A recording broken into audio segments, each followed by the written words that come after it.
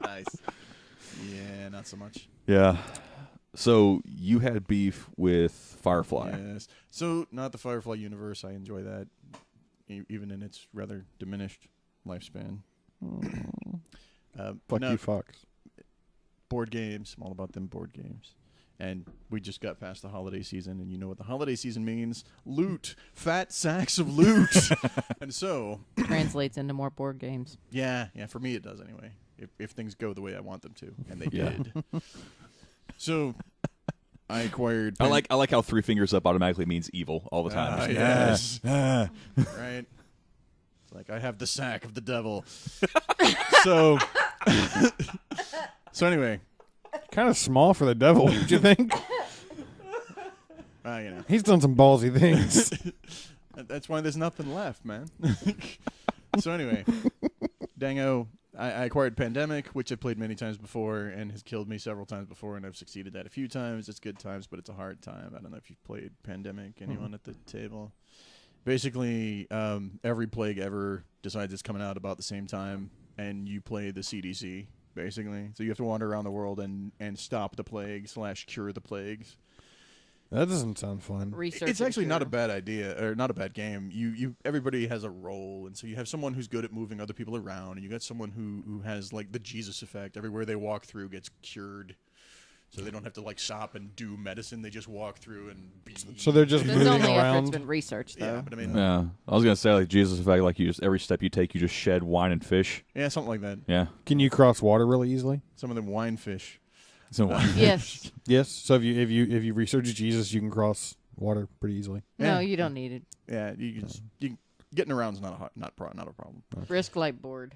Yeah, it's a risk-like board, but if you've played like Forbidden Desert or Forbidden Island or any of those where you have, it's done by the same guy and the concepts are kind of the same. But it's a good time.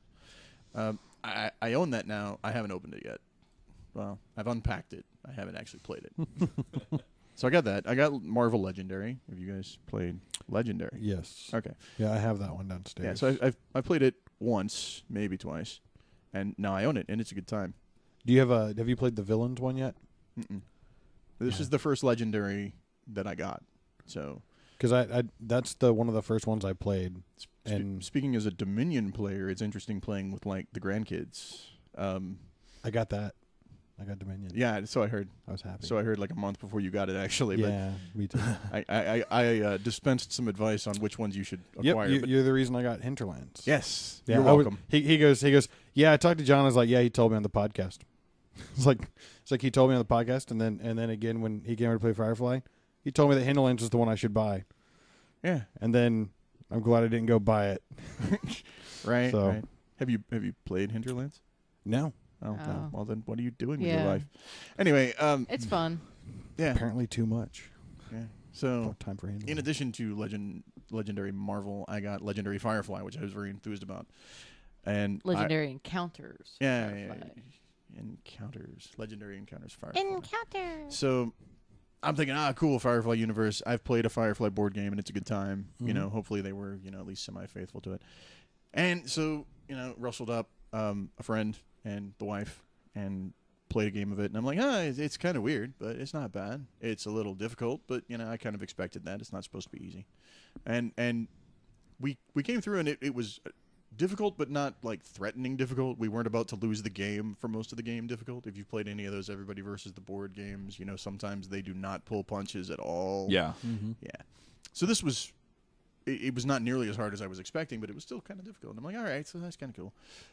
But we didn't use like 3 or 4 different stacks of cards that there were a lot of. And I'm like, I don't understand why we're not using these. Maybe it's just the scenario that we played or whatever. Because the way you do it is you play 3 episodes in a row, and they are of escalating difficulty. The first one is relatively easy. The second one is significantly harder. And the third one is, good luck, buddy. And so I go to play the game a second time with the in-laws. And I'm reading through the rules, doing the setup, and I'm like, oh, that's why it was easy. You get a main character that you pick, right? So say you're a big fan of, say, Jane, right? You're like, I'm going to play Jane. The way I was doing it was you get Jane's little avatar card, which has a talent and a flaw. And when you gain a talent card, you can use the talent. And the talent's usually something really badass and helpful.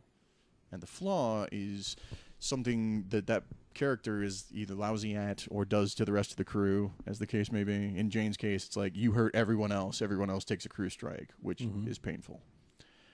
The way I was doing it was, in addition to you getting their avatar card, you would get their deck of cards to start with. That's not how that works at all. You get a bunch of the base cards, and there's really no good way to get rid of any of them. And the only people you get that you can buy cards of are the people that are not the main characters that you've picked, and you have to have 5. Even if you only have 2 players, you have 3 main characters that you can't really use their talent or flaw, but you can't use their deck either.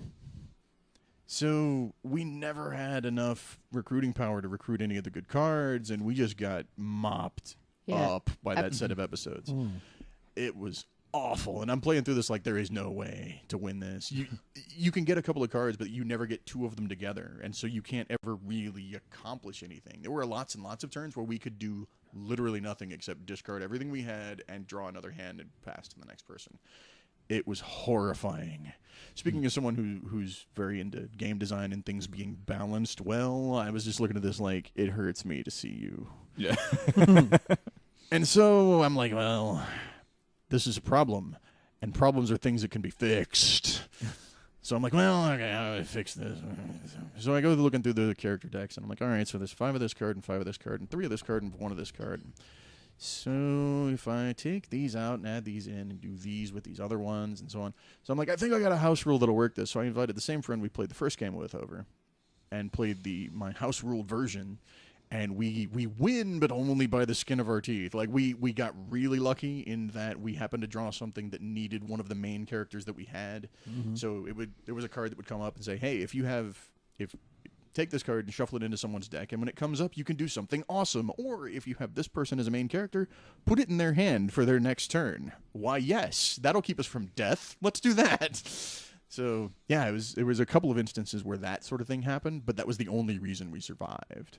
So that seemed like a good balance point, and I'm really enthused about seeing if I can get that to work. I have a sneaking suspicion that someday when whoever makes Legendary decides they want to fix the rules so that game's doable, they have a bunch of stuff in the manual for, hey, if the game's too hard, you can make it easier these ways, but they don't mention anything about the way I did the house rule, so maybe they'll errata that where they go, hey, we realize that we're going to have you pick main characters and never do anything that those main characters can do, and that's kind of dumb. So maybe we should fix that.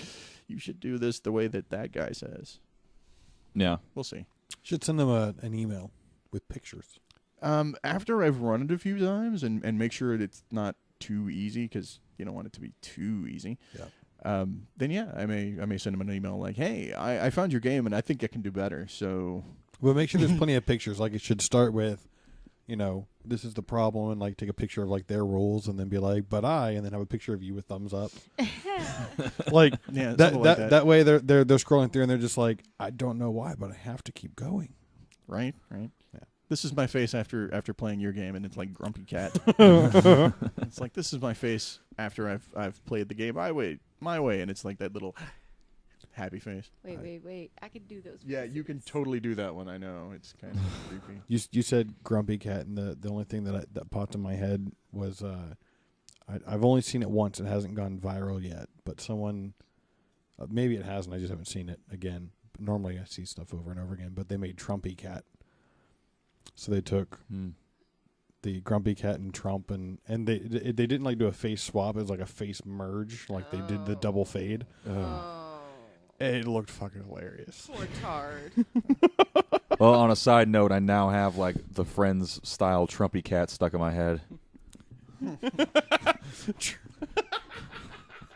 know what I'm saying? Oh, it is great. Why are they voting for you? Trumpy Cat, Trumpy Cat. Yeah, why are they voting for you? It's your fault. 4 years of that. Kick that off today. Damn. In the Oregon Trail rating of fail, would you recommend buying the game or no? So I like the way they've got the mechanics set up. It's just at the moment the balance is way off. Yeah. So I recommend it. It's a good time. It's very flexible. You've got 9 characters to play from, and so who you choose as your main characters is really going to affect the outcome of the game. And then what you have for episodes, the episodes are all very different. Yeah. And so the goals are going to be different, and what works in one set isn't going to work in another.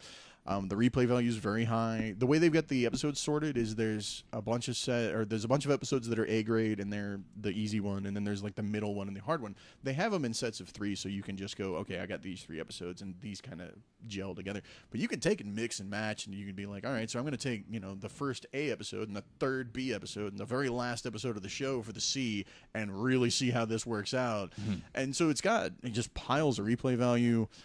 It takes up to 5 people, which is nice. You don't see a whole lot of board games that go beyond 4. Yeah. And it seems like it scales pretty well once you fix the problem with the decks. So there are 15 because episodes 1 split in 2. Yeah. Okay. Can we convince you to send us your house rules so we can throw that up on the Facebooks and stuff? That way, if anyone has the game or gets the game, they can I haven't give us and you feedback on it. And I then, haven't written it down. Well, that's what I'm asking. It's Can you write? Well, type it up really. It's all still in the neuro pudding right now, but Can we have you rant at a camera for 15 minutes and say, "Don't do this, do this"? That could work. Too. Yeah. I'd have to put down some notes because I may Good forget some idea, details. bad idea. Yeah. Nice. And we'll do your face happy counterposed to a Trumpy cat. Huh. Oh, the song's in my head again. It's got good rhythm. Lisa Kudrow is singing it too. Yeah, that doesn't help. Yeah. That's someone who should just never have a voice. That should never have happened. Trumpy cat. Your vice president is evil.